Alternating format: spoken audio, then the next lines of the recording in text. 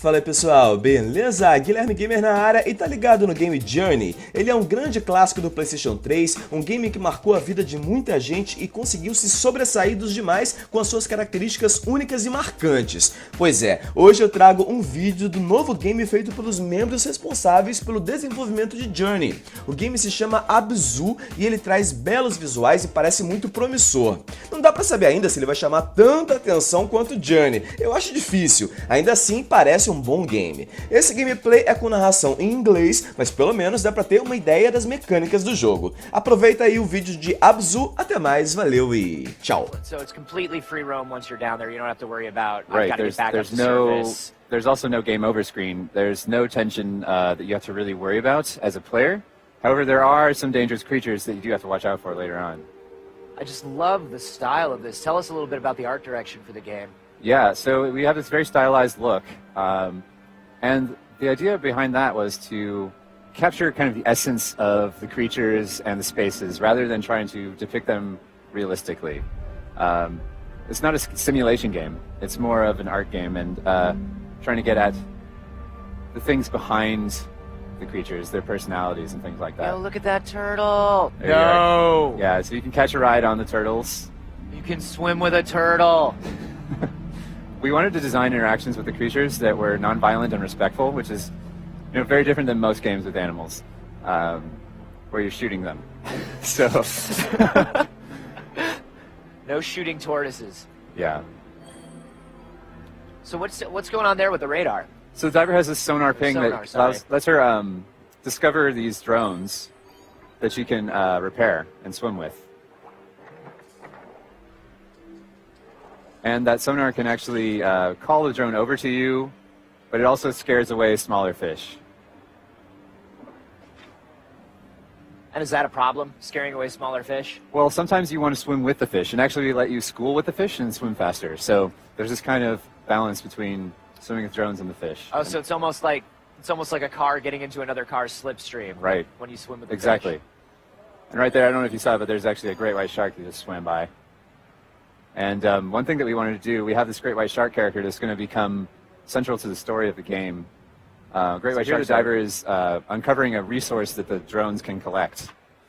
And as the drone collects it, it also will dig this sand out of the way so the diver can progress. So collecting drones is going to be important to discovering new areas in the game.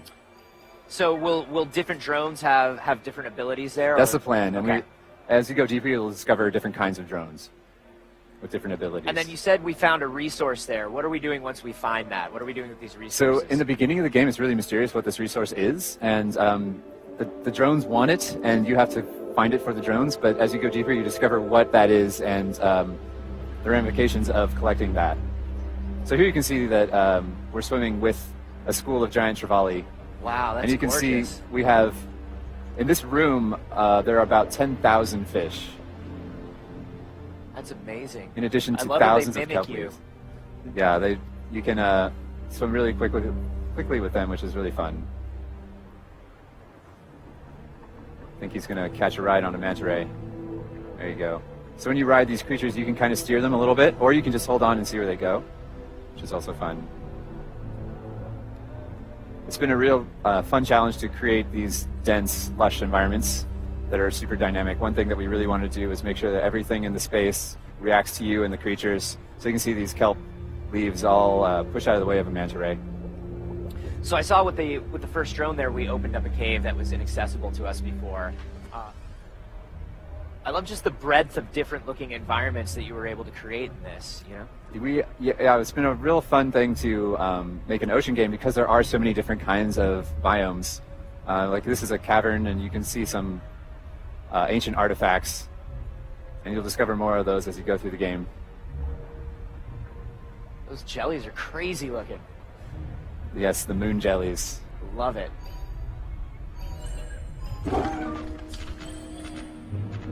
So there's the great white.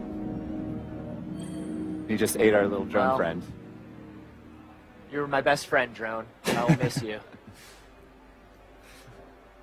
So talking about the light rays and things, you can see that we actually are creating a completely voxelized representation of the light in the water, which allows us to create this fully three-dimensional representation of murk and density. Yeah, it's beautiful the way that just kind of looks like it stretches on forever. Yeah.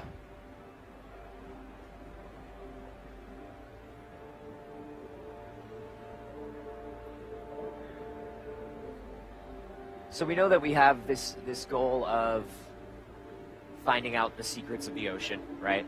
That's a pretty broad goal, I think. It is. This emotional arc that we are going to use to tell a powerful story for the player. So, but yeah, right now there's a whole lot of mystery and